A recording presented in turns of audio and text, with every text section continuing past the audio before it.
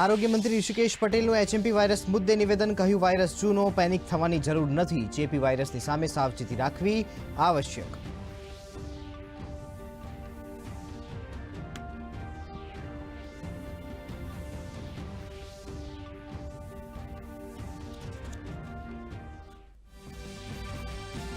સુરતની ગાર્મેન્ટ ઇન્ડસ્ટ્રીને મળશે વેગ, શહેરમાં પ્રથમવાર જેપનીઝ ટેક્સટાઇલ પ્રિન્ટિંગ મશીન કરાશે ઇન્સ્ટોલ.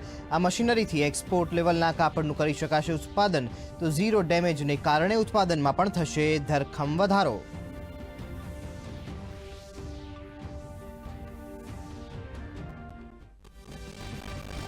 એક જ વર્ષો સુધી ફરજ બજાવતા કર્મીઓ તેમજ અધિકારીઓની હવે કરાશે બદલી. અમદાવાદ મ્યુનિસિપલ કોર્પોરેશનમાં એક જ વિભાગમાં 3 વર્ષથી વધુ સમય માટે નહીં આપી શકાય સેવા. ભરતીમાં ગેરરીતિ બાદ કોર્પોરેશનનો મહત્વનો નિર્ણય.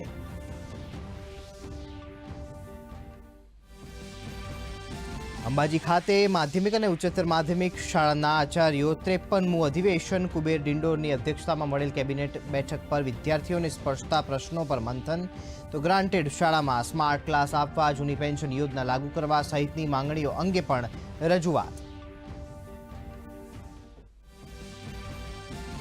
પોડકાસ્ટના માધ્યમથી પ્રધાનમંત્રી નરેન્દ્ર મોદીએ રાજકારણમાં આવનાર યુવાનોને આપી શિખામણ.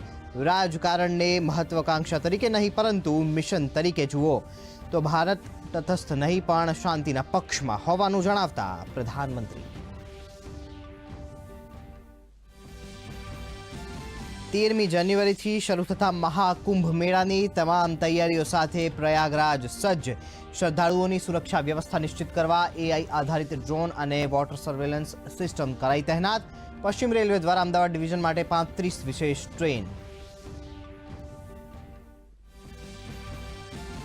ઉત્તરાયણ પર્વને હવે ગણતરીના જ દિવસો બાકી. બજારમાં પતંગ લેવા રસિકોમાં ભારે ઉત્સાહ. પ્રતિબંધિત ચાઇનીઝ દોરીની સામે તંત્રની લાલાખ.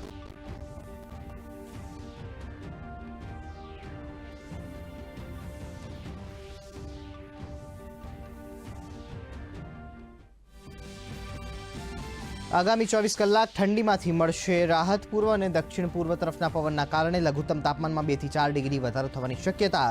તો ઉત્તર ભારતમાં ગાઢ ધુમ્મસને કારણે દિલ્હીથી આવતી 26 ટ્રેનો મોડી. હવાઈ સેવાઓ પણ થઈ પ્રભાવિત.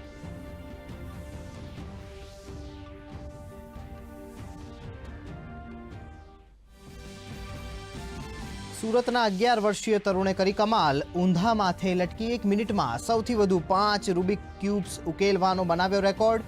મિરર ક્યુબ, 2x2, 3x3 જેવા અઘરા ગણાતા રૂબિક ક્યુબ ઉકેલી ઇન્ડિયા બુક ઓફ રેકોર્ડ્સમાં મેળવ્યું સ્થાન.